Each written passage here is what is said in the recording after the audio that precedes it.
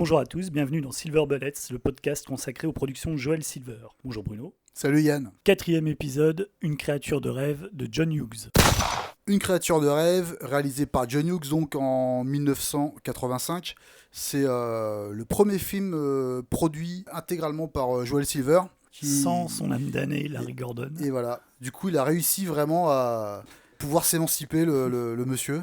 Il est parti sur des routes tout seul. Et sur quelle base on retrouve Joel Silver sur le terrain de la comédie, un terrain qui lui convient très bien, parce qu'on n'avait pas beaucoup ri à comment claquer $1 million par jour. Et j'avoue que pour l'avoir revu, moi j'ai quasiment pas ri à Une créature de rêve, et pareil. toi non plus. Non. Donc, pourquoi ? Qu'est-ce qui coince, en fait, dans Une créature de rêve ? Est-ce que c'est le même problème que pour Comment claquer $1 million par jour ? Est-ce que c'est l'absence de gags ? Enfin, des gars, il y en a quand même pas mal. Et Dans Une créature de rêve ? Ouais. Comparativement à ce qui se passe dans Comment claquer $1 million. C'est pas ça. C'est pas l'absence de gags. C'est les gars qui sont nuls, en fait. C'est surtout ça.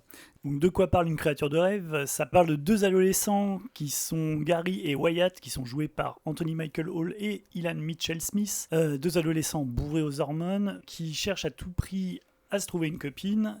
Donc ils décident de l'inventer. Ils l'inventent en créant une intelligence artificielle qui prend le corps de Lisa, qui est un mannequin qui a des super pouvoirs et qui va les aider en fait à devenir populaires en organisant une gigantesque fête dans leur baraque. La beuverie de l'année. Ouais.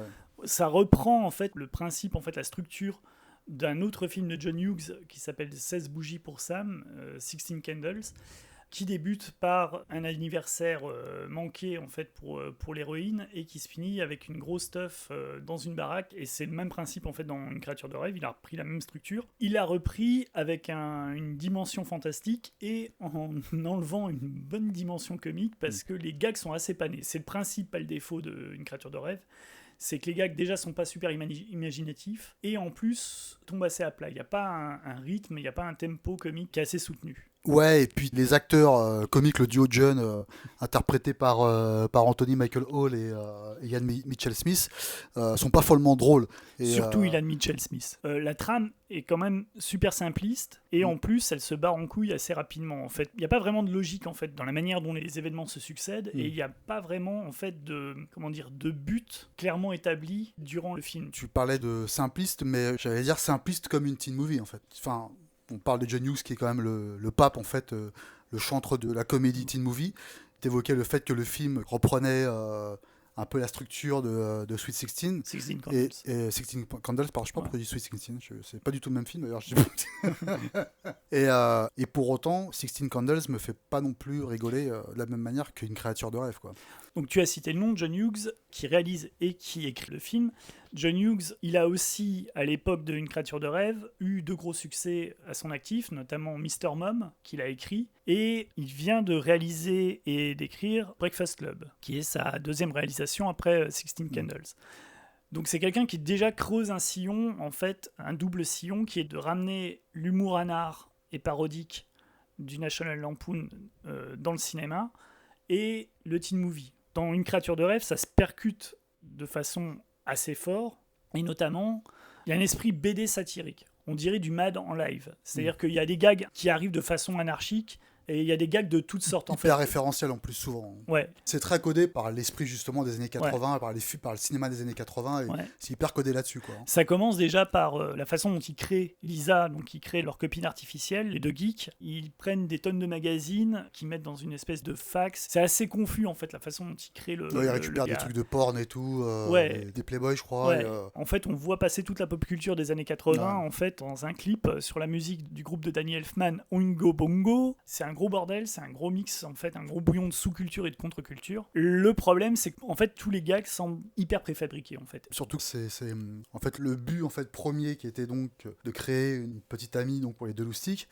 Finalement, c'est très rapidement évacué au cours du film. C'est-à-dire que l'intérêt, en fait, de se dire que justement ils auraient pu se pavaner avec cette nana-là, et pour le coup, ça fonctionne pas parce que personne ne les prend au sérieux.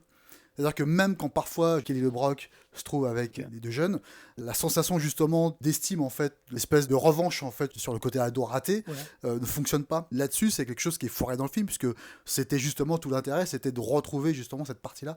Et pour le coup, Kelly LeBrock, elle, ses apparitions fonctionnent, mais ça fonctionne effectivement quand elle est toute seule, pas que tous les mecs en fait tombent red dingue d'elle forcément parce qu'elle est hyper canon. Mais ça n'a pas d'intérêt si tu veux, parce que ça me semble détaché de l'intérêt justement des deux mecs à vouloir créer une créature de rêve. Et le film, franchement, moi j'ai trouvé ça vraiment, vraiment pas bien, quoi. Et le problème de nous recoller le côté de la fête qui part en couille, enfin, je préfère Porky's, quoi, tu vois.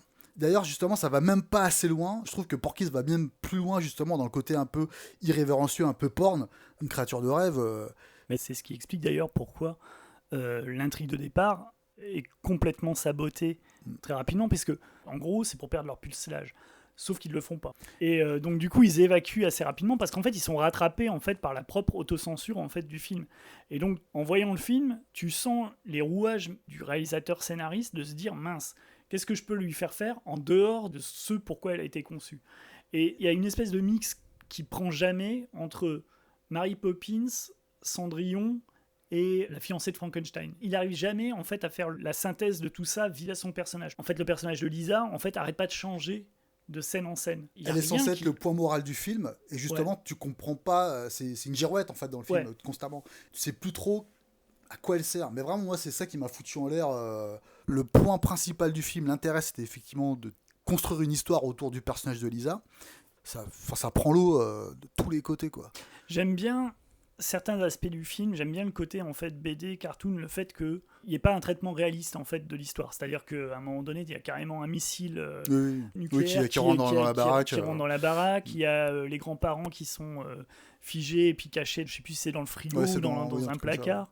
Il y a Bill Paxton qui joue le grand frère, trou du cul, la fan des armes.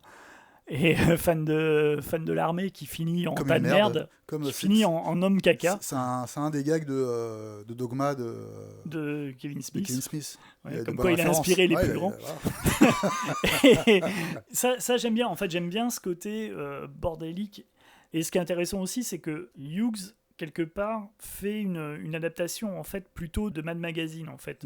C'est comme dans les courts BD de Mad Magazine, où il y a des BD sur 8 pages et où en fait du début de la BD jusqu'à la fin en fait t'as pas vraiment le même sujet et ça se bat rapidement en sucette via l'accumulation en fait de parodies sur la parodie, quoi. C'est un peu un mix de Mad Magazine et des comédies pas drôles de Stanley Kramer, quoi.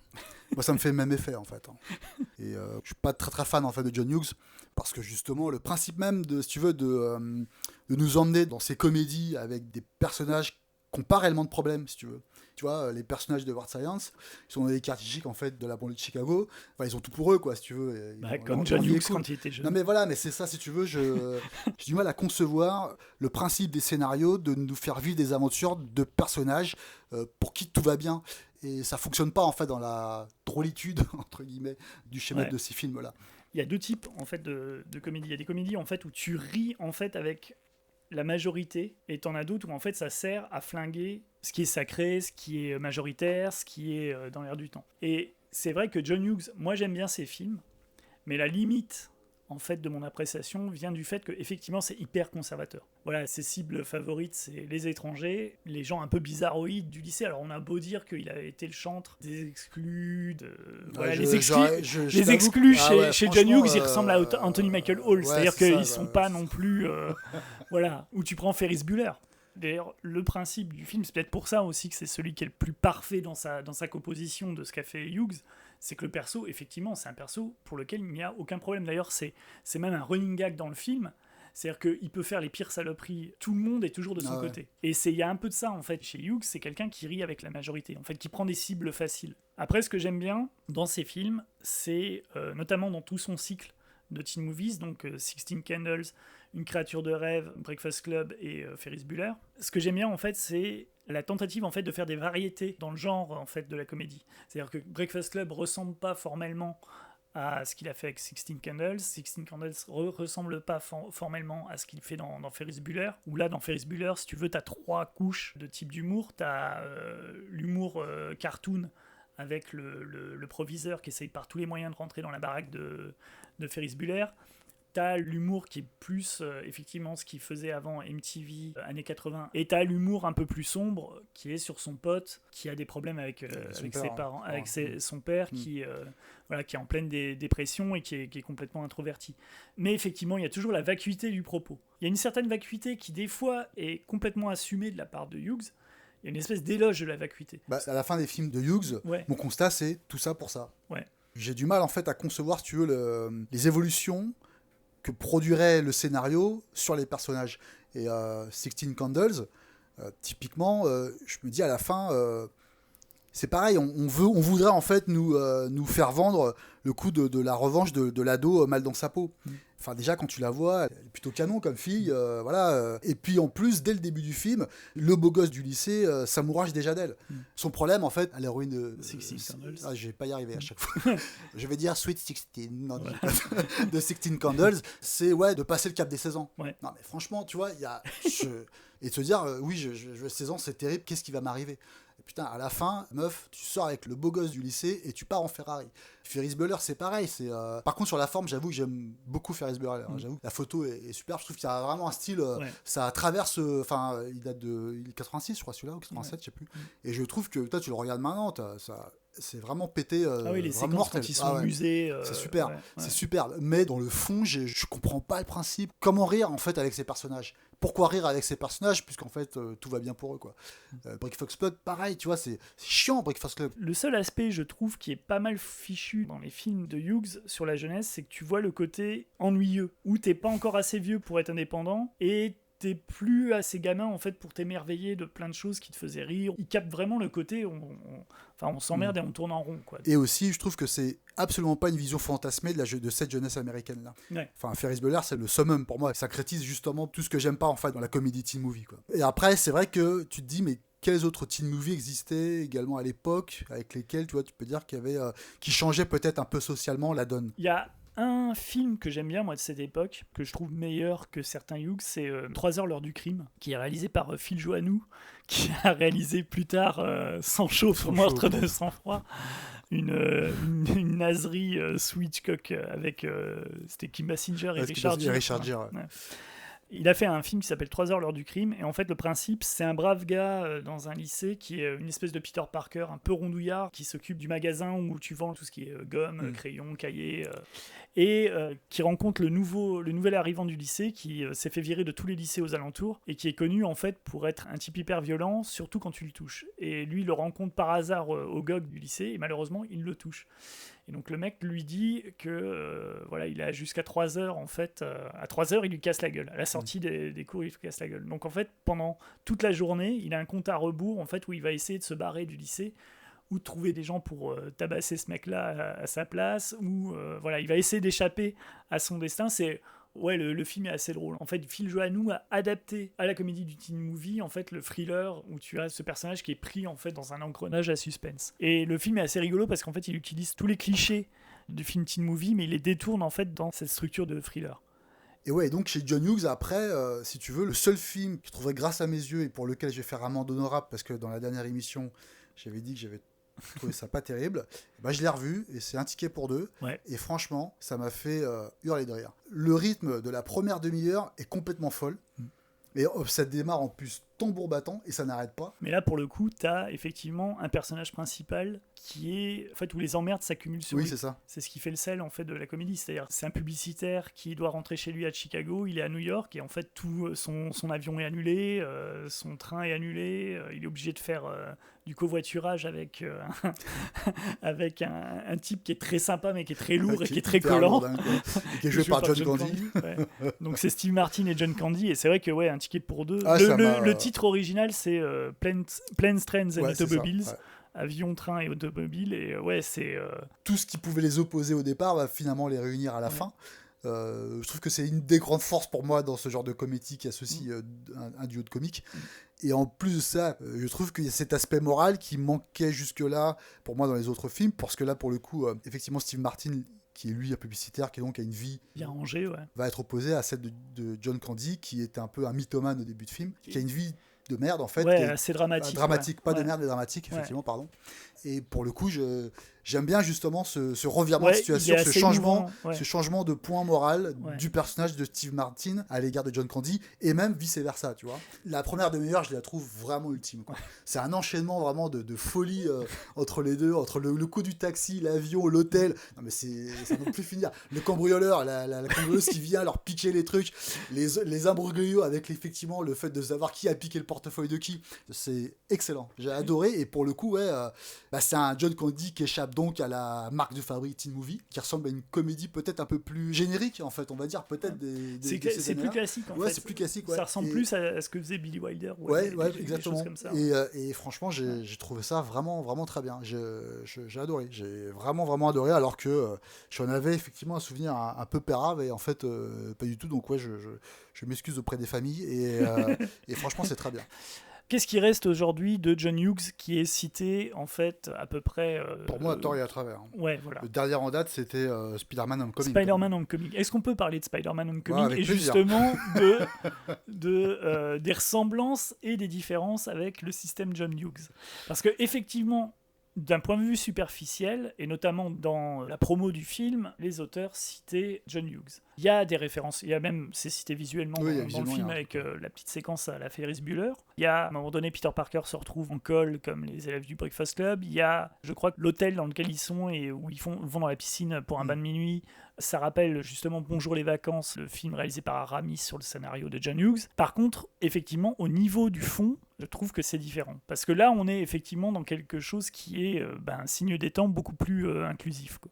Ce que j'aime bien en fait dans le Homecoming, c'est que justement ils traduisent un peu le lycée tel que tu le voyais sous la plume de Stanley et Steve Ditko, mais avec les éléments en fait actuels. Pour moi, ils ont autant dépoussiéré la teen movie que effectivement redonné un coup de fouet au personnage de Spider-Man.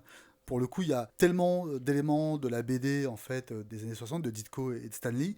Ne serait-ce que le coup de l'appareil photo. Là, il utilise une caméra. Tu vois, et en fait, ils ont modernisé à chaque fois certains éléments. Ouais. Je trouve que c'est une bonne idée, en fait, de présenter ça à un jeune public, quoi. Et le vilain aussi, oui, qui revient un peu aux sources. Là, on retrouve des braqueurs de banque, on retrouve quelqu'un qui est motivé par l'appât du gain. C'était déjà quelque chose qu'il y avait dans les comics des années 60. On parle un petit peu de Steve Ditko, qui nous a quittés récemment, au début de juillet. Ouais. Pour toi, le run de Spider-Man de Steve Ditko et Stan Lee, puisque Steve Ditko faisait la base des intrigues sur lesquelles Stan Lee rajoutait les dialogues. Est-ce que c'est le meilleur run de Spider-Man? Est-ce que c'est le plus fondateur? Est-ce que c'est comment tu le situes? Ouais, pour moi, c'est l'un des plus fondateurs de ce qui nous était présenté dans les comics à cette période-là. Sur le plan en fait de la caractérisation des personnages, où on introduisait une batterie de second rôle qui avait en fait une existence aussi importante que celle du héros. Et j'aimais en fait cette façon-là de nous faire découvrir les personnages. Je trouve que c'est même encore plus puissant que dans les 4 Fantastiques de Kirby et Lee, puisque dans les 4 Fantastiques, en réalité, le supporting cast est peu nombreux. T'as pas, au-delà de la référence de ces 4 personnages, qui effectivement sont décrits comme une famille, autour de ça, l'univers ne semble pas créé au-delà d'un phénomène de super-héros. Ouais. Tandis que chez Ditko, justement, il va au-delà en fait de ce phénomène-là. On a un super-héros, on a des super-vilains, et autour, tu as une galerie de personnages qui vivent le plus normalement possible. Ouais. Ça s'étend au fur et à mesure des numéros. C'est incroyable parce que ça crée un univers à part entière. L'univers de Spider-Man, je veux dire, tu pourrais ne parler que de l'univers de Spider-Man, tellement il est vaste. Tu pourrais ne parler que des second rôles qu'il y a dans le casting de Spider-Man. Moi, ça m'impressionne en fait. C'est cette capacité-là et tout autour, effectivement, de la façon dont va évoluer Peter Parker au fil des épisodes. Moi, c'est un truc qui m'avait bluffé, quoi. Oui, parce que petit à petit, Ditko va amener. T'as le Daily Bugle, t'as le lycée, tout l'univers même des gangsters où tu as l'informateur qui est également journaliste au Daily Bugle, Frédéric Foswell. Ouais, voilà, t'as le Dr. Kurt Connors qui se transforme en lézard. Voilà, t'as toute cette supporting cast. Et ce que je trouve d'autant plus fort, c'est que, je sais pas, moi je les ai découverts lors des rééditions. Du coup, en fait, je lisais les épisodes des années 60. Je sais que les épisodes que tu as dans l'album Échec aux stratèges où Spider-Man rentre à l'université, c'est quelque chose qui m'est resté en tête jusqu'à mon inscription à la fac. C'est-à-dire que tu as une page où en fait tu le vois faire la queue pour s'inscrire, retrouver des anciens potes de lycée, payer les inscriptions. En fait, tu avais un côté quotidien en fait auquel tu n'es pas censé accrocher en fait quand tu es gamin. Parce que normalement, en fait, tu viens uniquement pour lire les aventures de Spider-Man qui se tatanent chaque mois avec un super vilain différent. Et en fait, tu es rapidement happé par cet univers. Tu as l'impression de lire un roman en fait décliné en plusieurs tomes. Ouais. Aujourd'hui, on aime beaucoup parler d'univers étendu en fait, tu vois. Mais Mais pour lui- moi, il était l'inventeur de l'univers Ouais, étendu, ouais, tu ouais. vois, dans les comics. Ouais. C'est qu'il avait déjà en fait cette capacité à faire évoluer des mini-histoires dans la grande histoire. Et ce qui est bien, c'est que ils ont perpétué un peu quand Ditko est parti. Cet J'allais esprit-là, te en demander, tout cas, ouais. a été perpétué. Comment tu toi, vois, t'as vu justement le changement avec Romita? Parce que quand j'étais gosse, les épisodes de Romita, par exemple, c'était tout aussi magique. Moi, c'est marrant parce que tu disais avoir découvert Spider-Man avec les épisodes des années 60. Je crois que moi aussi, mais parallèlement à ça, je lisais aussi Nova. Ouais. Et c'était les épisodes de Mantlo. Mantlo à l'université. Qui était dessiné par Jim Mooney dans les premiers épisodes. Et franchement, ça passait crème, quoi. Enfin, je veux dire, c'est là où tu vois justement la force qu'on parle de la continuité qui a été ouais. respectée en fait après le départ de Ditko. Et ils ont gardé cette force-là, cette puissance-là. Ils ont vraiment perpétué cet héritage-là. Romita, ouais, après c'est un peu commun de le dire, mais c'est vrai que c'était assez pop, effectivement. Ouais. On avait un Peter Parker qui était beaucoup plus affirmé. Mais ceci dit, chez Ditko, il a été effacé dans les premiers épisodes. Et très rapidement. Ouais. En Souvent, fait, il est sur la lancée des derniers épisodes de Ditko parce que tu as déjà l'arrivée de Gwen Stacy. C'est ça. Et c'est marrant puisqu'on a souvent tenté en fait d'associer le fait de Spider-Man, le geek en fait timide, qui mal dans sa peau. Écoute, chez Ditko, je l'ai retrouvé peut-être au début, c'est effectivement le cas. Sur les premiers épisodes. Ouais, ça paraît en plus logique en fait compte tenu du personnage, de ce qui lui arrive. Mais après, il y a une émancipation du perso qui est très fort. Tu commences déjà à voir le changement avec Betty Brandt. En fait, quand il commence à sortir avec Betty Brandt, où en fait tu as déjà cette évolution du personnage. Et c'est bien que tu dises qu'ils sortent avec Betty Brandt parce que justement, on nous a toujours vendu Peter Parker comme le mec qui pouvait pas sortir avec des nanas. Or, déjà, dans les 60s, il sortait avec des filles. J'adore aussi les vilains qui ont été créés, c'est Victor Folklore et tout. Enfin, Mysterio, le bouffon vert, le lézard. J'étais assez fan de ça. Je dévorais, je trouvais ça complètement incroyable, quoi. Ça a vraiment bercé plus que ma jeunesse, ça a bercé ma vie, quoi. Cette façon en fait de romantiser les rapports, génial. Ouais, je trouve ça top. Je sais bien que toi aussi c'est pareil. Ah bah le run de Steve Ditko, je crois que c'est un des rares runs que j'ai je crois que je l'ai en 4 exemplaires. J'ai des épisodes en 5 exemplaires. Parce que j'avais les vieux albums, j'ai racheté que ce soit en VF ou en VO. T'as pu garder des trucs de chez Lug Ah oui, je les ai gardés. J'arrive pas à m'en séparer. Échec au stratège, ça avait été vraiment un grand choc parce que c'était mon premier album de Spider-Man. Et ensuite, il y a eu les albums. Donc j'ai acheté les albums de l'araignée avec les épisodes de Romita. Et très vite, j'ai essayé de faire la collection avec les anciens albums, donc avec tout le run de Ditko. Et je sais que j'avais une préférence, sans savoir pourquoi, parce que, en fait, quand t'es gamin, tu te dis que le style de Ditko est en apparence moins beau, en fait, que celui de Romita. Ça a l'air moins travaillé, en fait, c'est moins fourni, t'as l'impression que Romita, Romita, il y a une espèce d'académisme, mais qui est poussé, en fait, tout est super beau. Chez Romita. Je pense qu'il a jamais raté une case ou quoi que ce soit, c'est vraiment super léché. Mais il y avait quelque chose dans les épisodes de Ditko où il y avait une espèce d'énergie et un mauvais esprit. Enfin, pas un mauvais esprit, mais tu vois, un côté un peu plus ironique, un peu plus sarcastique. Tu vois, des épisodes comme avec le Ringmaster et Daredevil. Où le Ringmaster hypnotise tout manque de bol, c'est Daredevil, il est aveugle. Et je sais que l'épisode là est super marrant parce qu'en fait il arrête pas de se foutre. En fait, Daredevil arrête pas de se foutre de la gueule du Ringmaster et il finit par libérer Spider-Man. Et il y a d'autres épisodes. Il y a l'épisode où avec le Spider Slayer, avec le robot Jameson, robot de Jameson qui le poursuit. Où au début c'est Peter Parker qui force Jameson. Parce qu'il pense que le robot marchera pas et que Jameson va être ridiculisé. Et finalement, il est obligé d'échapper à ce robot tueur qui le poursuit à peu près partout dans la ville. Il y a ce côté en fait assez bizarroïde, assez fou, les épisodes avec Mysterio. Les épisodes avec Mysterio où t'as Spider-Man qui finit chez le psy parce qu'en fait il voit des ennemis partout. Il y a aussi, effectivement, dans cet épisode-là, l'idée que voilà, il y a un univers qui se crée parce qu'il te ramène tous les personnages, il fait les références à tout le... Et ouais, la disparition de Ditko, c'est assez bizarre parce que c'est une date dont je me souviendrai. Ça a été bizarre parce que c'est quelqu'un dont on savait qu'il était devenu secret, reclus. Oui, c'est ça, c'est que sa disparition a touché autant qu'elle a eu l'air de s'évanouir comme ça dès le lendemain. Sa disparition était un peu à son image, quoi, tu vois. Ouais. Ce qui était fort, c'est par exemple, il est jamais revenu sur Spider-Man. Ouais. Il est jamais revenu sur Spider-Man, il est jamais revenu sur Doctor Strange. Il est jamais revenu sur ces deux créations.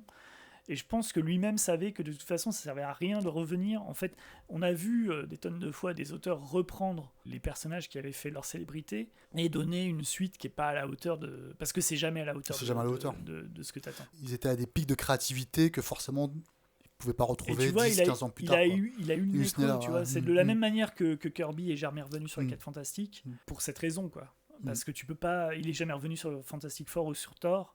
Donc ouais, il y a ce côté légende, en fait. Il est venu, il a balancé ses épisodes, il a calmé tout le monde, et il est reparti. Et après, il a inventé des personnages complètement bizarroïdes. Moi, j'adore le personnage de The Question. C'est un de mes personnages préférés chez DC Comics. Déjà, il a un look d'enfer. Le Blue Beetle, c'est un super personnage. Le Creeper aussi, c'est des trucs hyper... Shade the Changeman, c'est complètement bizarroïde. Et quand il fait ses nouvelles séries, il prend pas du tout le... T'as pas l'impression de lire Spider-Man bis, quoi. Il teste d'autres narrations, des fois il teste même des systèmes de narration, des intrigues qui sont hyper bordéliques, et où en fait tu découvres des éléments, tu comprends des éléments que 3 épisodes après avoir lu le... Donc il aimait perdre aussi le lecteur. En fait, il était assez exigeant en fait avec ses lecteurs. Là aussi, on peut déballonner une légende qui a eu à son sujet le fait qu'il ne voulait pas s'exprimer sur Spider-Man ou sur Doctor Strange. C'est faux parce qu'en fait, il a écrit des tonnes d'articles, mais dans des comics qu'il auto-publiait, où il y a des tonnes d'articles où il explique très bien comment il a atterri sur le projet de Spider-Man, qu'est-ce qu'il a créé, qu'est-ce qu'il a inventé, qu'est-ce qu'il n'a pas inventé, pourquoi est-ce qu'il est parti, et, notamment c'est une querelle sur les droits en fait, simplement sur les crédits quoi, sur ce qui a été attribué. Parce que lui est arrivé et il a créé le costume, il a créé les gadgets, il a créé énormément de choses sur le personnage de Spider-Man, donc c'est quelque chose qui s'est complètement approprié. C'était un véritable créateur d'histoire, Ditko. Ouais. Je pense qu'il avait vraiment cette capacité-là, en dehors du fait qu'effectivement ses dessins étaient formidables. Ses dessins, c'est ça quoi. Ouais. Dessins, il a un style qui là pour le coup et il y a eu des influences, tu sens des influences, il y avait des influences de Jerry Robinson, il y avait des influences de Mort Meskin, il y avait même des influences de Eisner, mais il en faisait complètement quelque chose d'autre quoi. Il a créé son propre style. Les épisodes de Strange, c'est assez emblématique de ça, les trucs avec cauchemar et tout, les pages avec éternité, putain. Il y a personne qui dessine les bastons comme Ditko, notamment dans les épisodes d'échecs aux stratèges où il se frite avec les hommes de main en fait, des truands et des super vilains, où t'as vraiment ce côté, quand tu regardes, en fait, t'es vraiment pris dedans et t'as vraiment l'impression, en fait, de quelque chose d'hyper dynamique, avec un impact qui est super fort et super fluide. La narration est hyper intelligente et le point de vue est totalement maîtrisé. Du coup, pour conclure... On peut dire qu'on préfère les ados chez Steve Ditko que chez John Hughes. Oui. Donc on conseille, suite à cette émission sur John Hughes, on conseille les Amazing Spider-Man de Steve Ditko et Stan Lee. Non, on conseille quoi ? On conseille Un ticket pour 2. Très bonne comédie, ouais. On conseille, moi je conseille 16 Candles et Ferris Bueller. Le Breakfast Club à la rigueur, parce que ça reste... c'est pour voir au moins une autre facette du style de John Hughes. Et Une créature de rêve, si vous voulez voir pourquoi Joel Silver n'a jamais fait de comédie après ce film. D'ailleurs, c'est bien simple, puisque le prochain film qu'il produira, ce sera... un film d'action avec de l'humour dedans. Commando. De Mark Lester. Ouais. Et on restera dans le domaine du comic book, puisque qui a écrit Commando ? Jeff Lubb. Jeff Lubb, donc scénariste aujourd'hui de comic book. Et avec quand même Steven de Souza. Ah, notre ami, le frère de la chanteuse. Voilà. Donc prochaine émission, Commando de Mark Lester. Salut. Merci, à plus. Ciao.